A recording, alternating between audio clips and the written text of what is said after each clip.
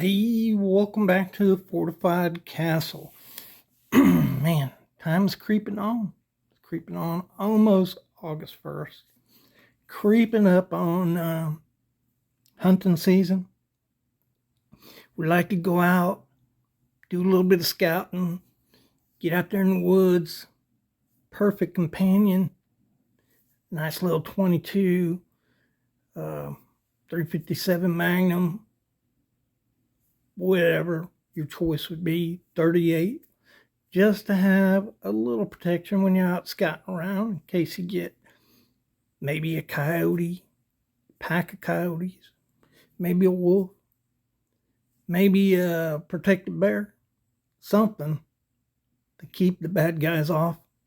But right along in that side there in my pocket, that's a perfect companion right there. The Rosecraft Riverbend Skinner, and that's what we're going to be talking about in this video. Hope you check it out.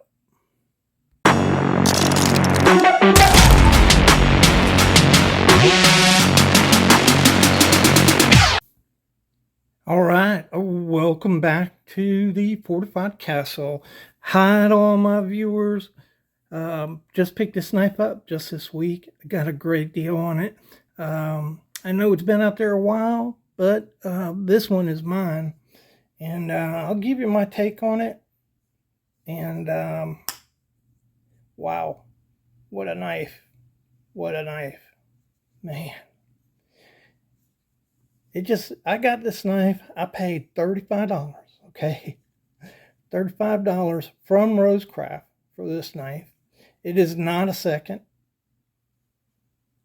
Maybe they're trying to get rid of the stock. I don't know. But yesterday I looked. They were still $35 on the website.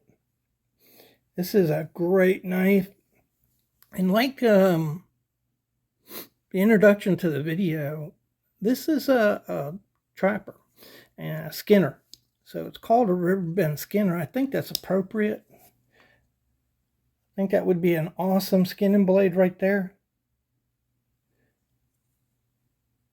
You got a 3 1/4 inch blade,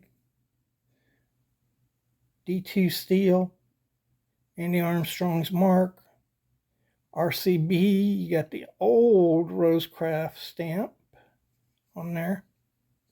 And yeah, I think this would be a fantastic knife to have with you as a companion out there hunting and fishing. Got a lanyard loop there. You could put a lanyard on it. Help you hold on to this knife, but it's a big knife. It's 4 1/2 inches. Look at this right here. 4 1/2 inches right there. Tip to stern. And Rosecraft nickel silver shield there. Rosebud. Nickel silver pins. You have carbon, well, you have steel bolsters and steel liners in this knife. I got this knife and they just blew me away. I mean, the consistency of Rosecraft is just phenomenal. Just phenomenal. And for the price, $35. Now, I don't know what these went for. I think maybe up in the $50 range. I don't know, $45, $50. But at $50, this is a bargain right here. Nice, sturdy little knife to have in your pocket when you're out there doing some scouting or hunting, out fishing in the woods. Just a fantastic knife. This thing is razor sharp. I went through and put each section of this blade on my hairy arms. Here's my hairy arms right there. And just look at that at the tip there. Look at that. See how it just cleaned me off? No matter where you touch on this blade, it's sharp. Fantastic job. And I really appreciate it. I really appreciate when you don't have to worry about, sharpening the knife up before you take it out and use it. Most of my Rosecraft knives, I just you know, are collector knives for me. This will probably be a user for me right here. I'm gonna get a lanyard on it. I think I'm gonna put a yellow lanyard. You've got micarta, and this is not, wow. It's hard to say it's not smooth, but it's, you can see it's slightly roughened up, very slightly. So it is smooth, but it's also got a little roughness to it, a little texture to it. I don't know that it'll keep it in your hands any better, but you know, it's kind of a rustic type of spin on this knife. And what would you call that knife? Well, I would call it a bow trapper. Here is a bow trapper right here, the Obed from Rosecraft.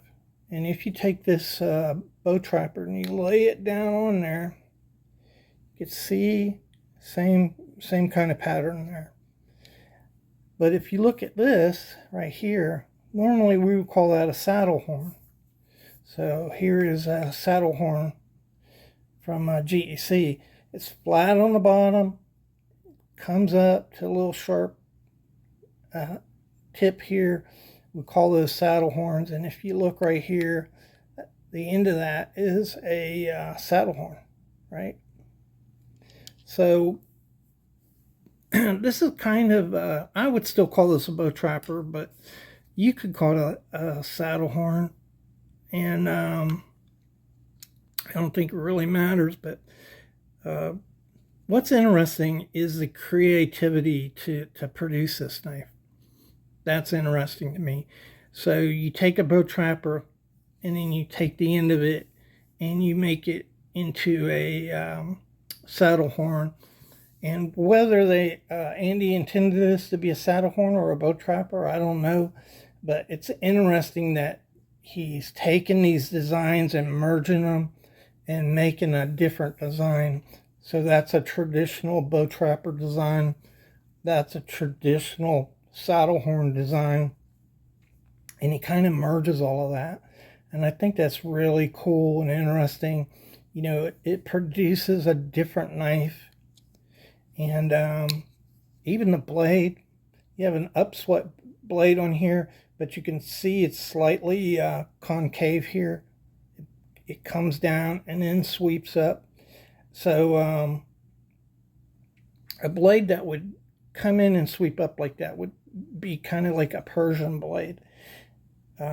So in the blade, he's done the same thing. He's taken a traditional upswept blade that would traditionally on a hunting knife would be straight across here, and then the edge sweeping up, so you have some belly for skinning, long edge for cutting, a point for piercing.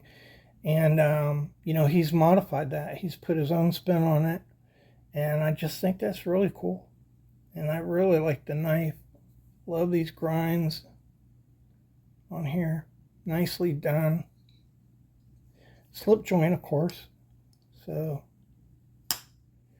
there's your walk. It's around a 5-pull, going to a 6, opening it up. So right around a 7, I can't push it open with my thumb. And it's kind of hard right there. It's really hard. So I'd say 6, hitting on a 7 there. Look it down inside, just beautiful. Mirror polish. Really nice. Yeah, can't wait to carry this. All right, I just wanted to share my thoughts on the Riverbend Skinner. This is not the small one. It's not the mini. And if you've been kind of putting off getting one of these, you know, Rosecraft, they're there for $35, man. You can't beat that. All right, thanks again. Really appreciate y'all for checking out the video.